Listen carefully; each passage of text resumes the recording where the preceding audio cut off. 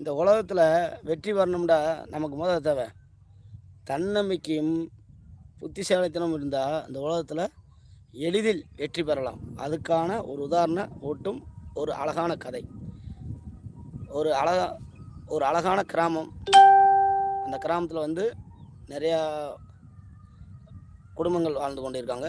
அந்த குடும்பத்தில் நிறையா குடும்பம் வாழ்கிறாங்க. அந்த ஊரில் ஒரு 3 நண்பர்கள், இடைவிடாத சகோதரர்கள் 3 பேர். எப்பயுமே ஒன்றா தான் தெரிவாங்க.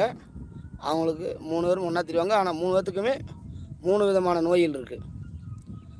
ஒரு நண்பருக்கு வந்து கண்ணில் ஈயா வடிஞ்சிக்கிருக்கும்.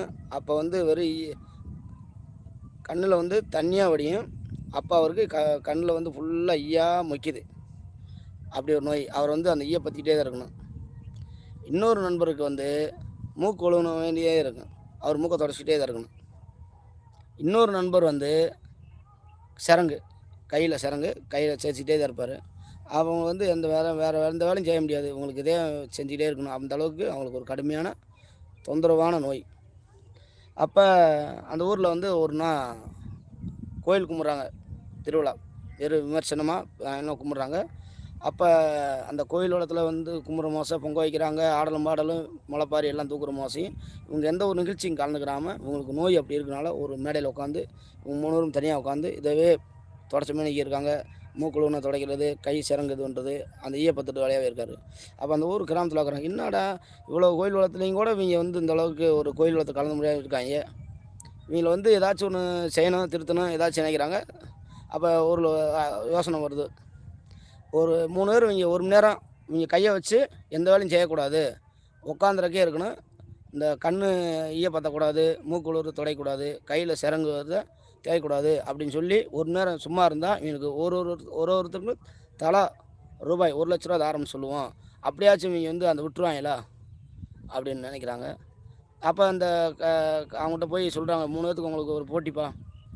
நாங்கள் சொல்கிற மாரி இந்த 1 மணி நேரம் நீங்கள் சும்மா உட்காந்துட்டா உங்களுக்கு 1 லட்சம் தந்துடும் அப்படின்றாங்க. என்னான்னு சொல்கிறாங்க கேட்குறாங்க. நீங்கள் உங்கள் கையை வச்சு நீங்கள் எந்த வேலையும் செய்யக்கூடாது. 1 மணி நேரத்துக்கு உங்கள் கையை கெட்டின மணிக்கு இருக்கணும். உங்கள் கையை வச்சு எந்த இதுவும் செய்யக்கூடாது அப்படின்னு சொல்லிடுறாங்க. என்னடா இப்படி சொல்கிறாங்களே, என்ன கண்டிஷன்டா? மெயினாக கண்ணை அந்த ஈயை பார்த்தக்கூடாது, மூக்கை துடையக்கூடாது, கை சிறங்க தொடக்கூடாது அப்படி சொல்லிடுறாங்க. அவங்களும் என்ன பண்ணுறாங்க, 1 லட்சம் மாதம் 6 மாட்டேன்னு சொல்லுவாங்களா. பணத்தாசை வந்து எல்லாத்துக்குமே இருக்கும், இல்லைன்னு சொல்ல முடியாது. அதனால் அவங்களும் சரின்றாங்க. அப்போ ஒரு 10 உட்காந்துறாங்க. ஒரு 10 நிமிஷத்தில் என்ன ஆச்சு, ஈ ரொம்ப முக்கியது கண்ணில்.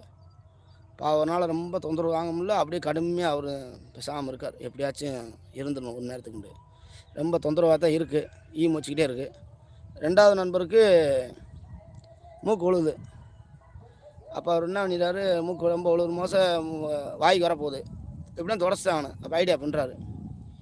அப்போ அவர் சொன்னாரா, ஏய் எங்கள் வீட்டில் எங்கள் கடாய்க்கு இதோ கொம்பு இப்படி இருக்கலாம் அப்படின்னு சொல்லி, இப்படி கொம்பு இப்படி இருக்கான்னு சொன்னோடனே அப்படி மூக்கு தொடச்சி விட்டார்.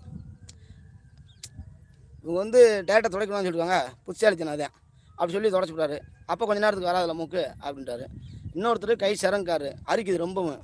அப்போ அவர் என்ன பண்ணுறாரு, ஏய் எங்கள் தோட்டத்தில் இதோ இவ்வளோ ஒரு வெள்ளரி காடன் அப்படின்னு சொல்லி தேய்ச்சிறாரு. இவ்வளோ வெள்ளரி காடன்னு சொல்லி கையை தேய்ச்சிறாரு. அப்போ அந்த சிறங்கு கொஞ்சம் குறைஞ்சிக்கிறது. அப்போ 2 பேர் மட்டும் இதில் தப்பிச்சுக்கிட்டாங்க. நெருக்கி லேஸ் தேய்ச்சி விட்டாங்க. அந்த கண் ஈ தண்ணி உள்ள மட்டும் ஈ பொய்க்குது. அப்போ அவர் என்ன பண்ணாரான், என்னடா 2 பேரும் சொல்லிட்டு இதுன்ட்டாங்க, நம்ம வந்து தோக்க போகிற மூலக்கு நமக்கு ரொம்ப தொந்தரவாக இருக்குது, அப்படி தேய்க்க போகிறோமோ நினச்சிக்கிட்டு மோசம் அவர் யோசனை பண்ணாரான். ஏழை நீங்கள் 2 பேரும் சொன்னது போயிட்டா அப்படின்னு சொன்னார். இப்படி சொன்னாரான், ஏழை நீ 2 பேரும் சொன்னது போயிட்டான்னு சொல்லிட்டு 2 பேரும் கையடிச்சிட்டாரான். கையடிக்கிற மோசம் அந்த ஈ ஓடி போகும்ல. அப்போ அவரும் அடிக்கும், ஈ ஓடி போச்சு. அப்போ 3 பேரும் 1 மணி நேரம் ஆகிப்போச்சு. அப்போ 3 பேருமே அந்த தன்னம்பிக்கையின் புத்திசாலித்தனம் யோசனை தான் ஜெயிச்சிட்டாங்க. 3 பேருமே 3 பேத்துக்குமே அந்த ஊரில் கிராமத்துலேருந்து 1 லட்ச ரூபா 1 லட்ச ரூபா கொடுத்துட்டாங்க. இதில் நம்ம வந்து என்ன எடுத்துக்கணும்டா, என்றைக்குமே உழைச்சா மட்டும் பத்தாது, எந்த ஒரு உழைப்பிலையும் புத்திசாலித்தனமும் சாமர்த்தியசாலித்தனமும் இருக்கணும். எதுவுமே முடியாது நினைக்கக்கூடாது. இந்த காரியம் எடுத்தால் நம்ம முடித்து காட்டுவோம்ன்ற தன்னம்பிக்கை முதல் இருக்கணும். புத்திசாலியனும் சாமர்த்தியனும் ஒரு மனிதனுக்கு இருந்தால் எங்கே வேணாலும் வெற்றி தான் அவங்களுக்கு.